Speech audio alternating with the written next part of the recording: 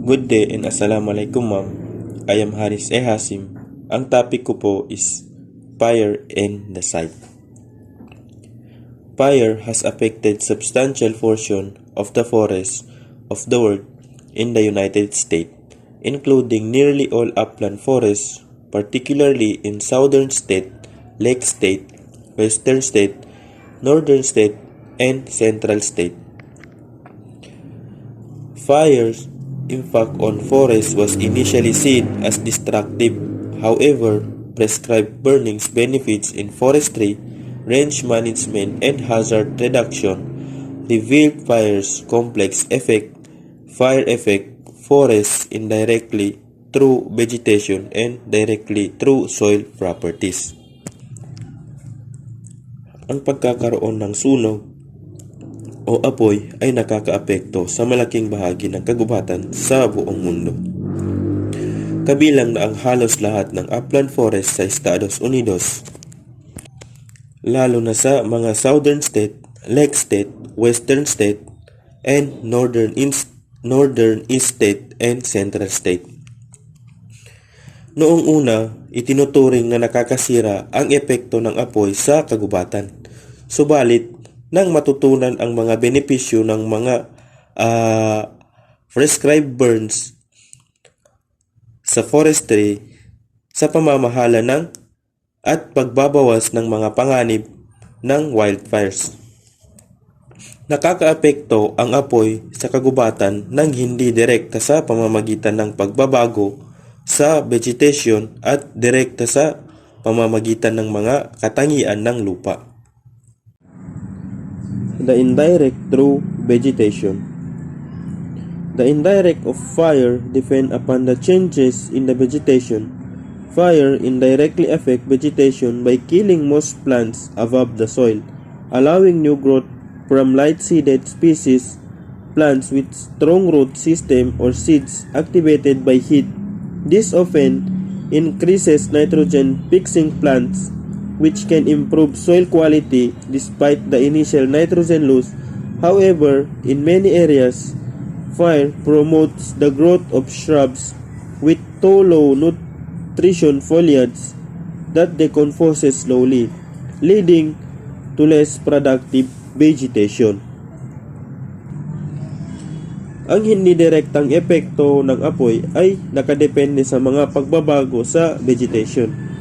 Ang apoy ay nakakasira ng karamihan sa mga halaman sa ibabaw ng lupa, kaya't binibigyan nito ng pagkakataon ang mga bagong halaman na tumubo mula sa mga buto na kayang magtiis sa init. Karaniwan, tumutubo ang mga nitrogen-fixing plant na makakatulong sa pagpapabuti ng kalidad ng lupa. Kahit na may pagkawala ng nitrogen sa unang yugto, gayunpaman sa ibang lugar, ang apoy ay nagpo-promote ng paglago ng mga shrub na may matitigas at mababang nutrient na dahon na mabagal mag-decompose. Kaya't nagiging sanhi ito ng pagbabago ng produktibong kapasidad ng lupa. Certain plants like heather, blueberry, junipers, shrub oaks, and chaparral dominate areas repeatedly affected by fire. These fire types degraded the soil with poor quality litter, making it unsuitable for original forest vegetation. While some species can improve the soil, most have harmful effect. Restoring these lands to forests requires deep plowing, mulching, and fertilizing. Even then, only hardly trees like Scots pine and lodgepole pine can grow, and their growth is slow. Ang mga halaman tulad ng heather, blueberry, junipers at chaparral ay nangingibabaw sa mga lugar na madalas tinatamaan ng apoy. Ang mga halaman o fire types na ito ay nakakasira ng lupa sa pamamagitan ng pag-iwan ng mababang kalidad ng mga natitirang dahon, kahit hindi na angkop ang lupa para sa orihinal na vegetation ng kagubatan. Upang maibalik ang kagubatan sa mga lugar na ito, kinakailangan ang malalim na flowing mulching at fertilizing. Ngunit kahit gawin ito, tanging ang mga matitibay na puno tulad ng Scots pine at lodgepole pine lamang ang makakaligtas at mabagal ang kanilang paglago. Direct through vegetation.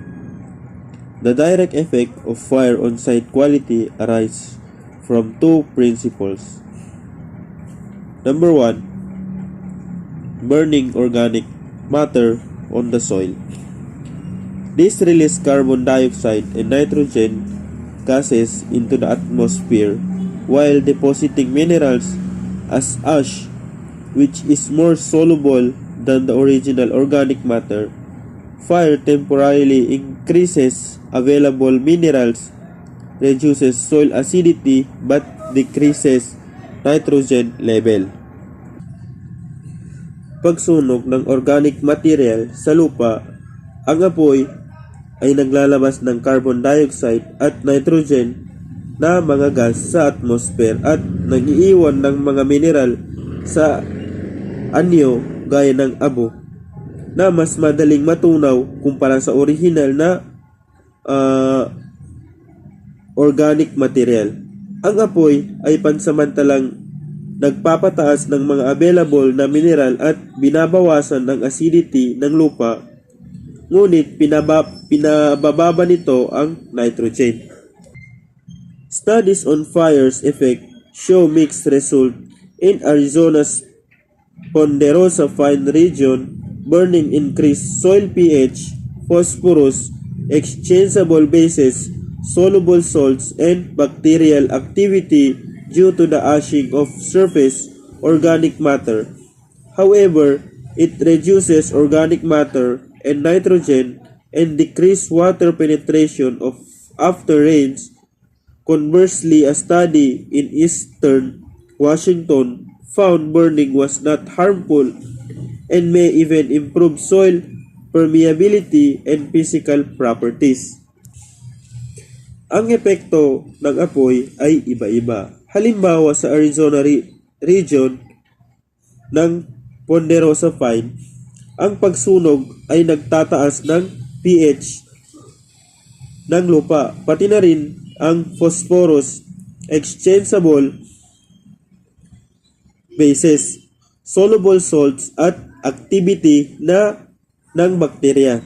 Ngunit pinababa nito ang organikong material at nitrogen at binabawasan ang kakayahan ng lupa na mag-absorb ng tubig. Sa kabilang banda, isang pag-aaral sa saligang Washington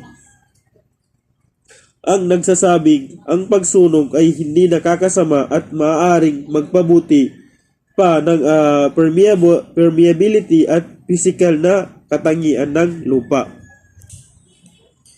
In the Douglas Fir region, light burning improved water percolation in the top 3 inches of soil, while severe burning on less than 5% of the site significantly hindered water drainage. Ash minerals from burning are highly soluble and can be easily leached or eroded by rain. If the ash dissolves into the soil and is absorbed by plant roots, it temporarily improves site quality. However, if the ash is washed away or leached too deep into the soil, it reduces site quality.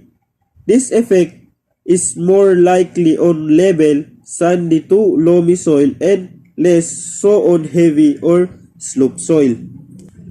Sa rehiyon ng Douglas Fir, ang magaan na pagsunog ay nagpa-improve ng water percolation sa ibabaw ng lupa, ngunit ang matinding pagsunog ay nagdulot ng mga problema sa drainage. Ang mineral na nakapaloob sa abo ay mabilis matunaw at maaaring mawala sa lupa o ma-erode ng ulan.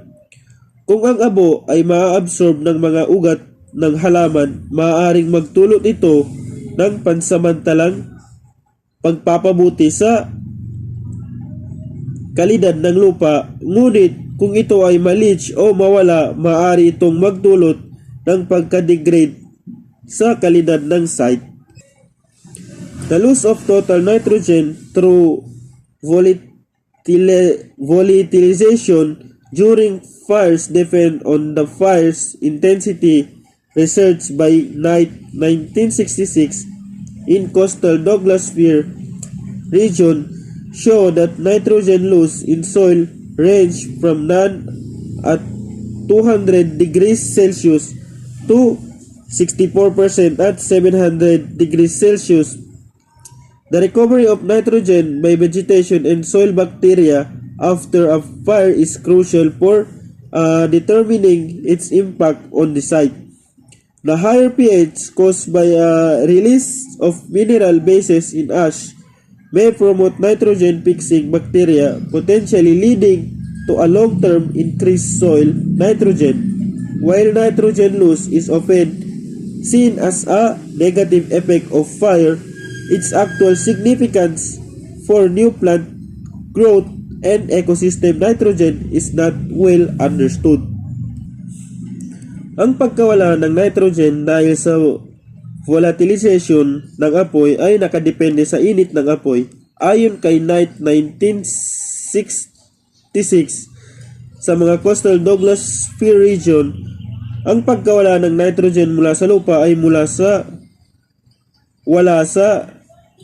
200 degrees hanggang 64%. Number 2, soil and heating of the surface layers. The heating of the soil itself is less significant than the impact of fire on organic matter. Fire heat does not penetrate deeply into the mineral soil even under intense fires such as those in lagging slush. Temperatures rarely exceed 79 degrees to 94 degrees Celsius. Just an inch below the surface, light surface fires only heat the top fraction of an inch of mineral soil to near boiling point. Sinasabi dito, ang init ng apoy ay bihirang tumagos ng malalim sa mineral na lupa. At kahit na sa matinding apoy, bihirang umabot ang temperatura ng 79 to 94 degrees. So ibig sabihin, kahit gaano pa kalakas ang apoy or init ng apoy, ay hindi tumatagos ito sa mineral na lupa. In the heated zone, fire can break down soil aggregates initially through heat and later through the impact of raindrops, leading to the loss of soil structure and reduced infiltration capacity. In rare extreme cases, clay soils may become hardened, soil organisms destroy, and small roots burn, forming percolation channels. Heat can also alter the chemical properties of soil particles, sometimes increasing nutrient availability. Sa heated zone, maaaring masira ng apoy ang mga soil aggregates. Una sa pamamagitan ng init at pagkatapos ay sa epekto ng ulan. Nagdudulot ito ng pagkawala ng soil structure at nababawasan ang kakayahan ng lupa na mag-absorb ng tubig. Sa mga bihirang kaso ng matinding init, maaaring tumigas ang clay soils, masira ang mga organismo sa lupa, at masunog ang mga ugat na nagiging sanhi ng percolation channels. Ang init ay maaari ding magbago ng chemical na katangian ng mga particles ng lupa at minsang magdulot ng pagtaas ng nutrients. There are situations where fire can be catastrophic, especially when the soil is composed mostly of organic matter or when the destruction of organic matter exposes highly erodible soils to heavy rain. May mga sitwasyon kung saan ang apoy ay maaaring magdulot ng matinding pinsala, lalo na kapag ang lupa ay halos binubuo ng organic material o kapag ang pagkasira ng organic material ay nagiging sanhi ng exposure ng mga lupa na madaling ma-erode. Halimbawa, ang pagsunog ng mga peat bog na nadidrain o naapektuhan ng tagtuyot ay nagiging sanhi ng kompletong pagkasira ng lupa at pagbabalik nito sa swamp conditions. Maaaring magtagal ng libu-libong taon upang mapalitan ang mga nawawalang organikong lupa at maaaring mawala ang mga ganitong lugar bilang mga produktibong site. Maraming peat bog sa US, lalo na sa Atlantic Coastal Plain at ilang bahagi ng Northeast at Lake State ang nawasak ng apoy. Ito naman po ang aking subtopic, which is large animals and compaction of the sites. The activities of man, deer, cattle, sheep, and other large animals result in significant changes in forest sites. Dito, sa large animal and compaction of the site, dito mapag-aaralan natin kung papaano ba nakakaapekto ang mga activities ng animals and humans like walking, grazing, illegal logging, and condition ng forest. Ang mga activities ng mga malalaking animals gaya ng mga deer, cattle, sheep is maaaring magdulot ito ng mga changes sa forest. Like for example, kapag patuloy silang nag-graze o nagpapastol, maaari nilang sirain ang mga halaman at mga puno na nagiging dahilan para mabawasan ang mga natural vegetation. Sa ibang lugar, kapag nangyari ito, mahihirapan tumubo ang mga bagong tanim kasi habang naghahanap sila ng pwede nilang kainin, natatapakan nila ang mga existing vegetation. Nasisira nila yung mga ugat ng plants and also nagkakaroon din ng soil compaction, which is nawawalan ng pore space ang soil na madadaanan ng oxygen na kinakailangan ng plants para tumubo ng maayos. Hoof grazing and browsing animals are particularly impactful, as are logging equipment and other human tools. Ang mga hoof animal is malaki ang impact nito sa forest. Ang mga hoof animal is yan na yung mga animals na may mga malalaking kuko like ganito sa picture. Kung mapapansin nyo, yung mga malalaking hayop is may ganito sa paa gaya ng mga deer, elephant, pigs, cattle. Yan na yung mga gumagawa ng grazing, kung saan kinakailangan nila yung mga damo at iba pang plants sa forest, and also nadudurog nila yung mga ugat ng halaman na nagiging dahilan ng pagkamatay ng mga plants. Ganoon din ang mga kagamitan sa logging na ginagamit ng mga tao like chainsaw, truck. Kapag ginagamit ito sa pagputol ng mga puno o pagtransport ng kahoy, nagdudulot ito ng soil compaction at pagkasira ng ecosystem. Ang mga materyales na ito ay maaaring magdulot ng pagkasira ng forest. Herbivores affect forest site quality both directly and indirectly, mainly through selective feeding that changes vegetation. Ang herbivores is yan na yung mga animals na ang kinakain is mga plants. Ang mga herbivores is nakakaapekto din ito sa site quality both directly and indirectly. So ang mga herbivores directly affect the forest by consuming plants including trees, shrubs, grasses, and other vegetation.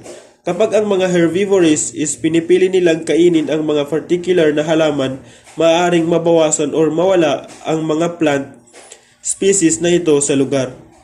Sa paglipas ng panahon, magbabago ang komposisyon ng mga halaman sa forest.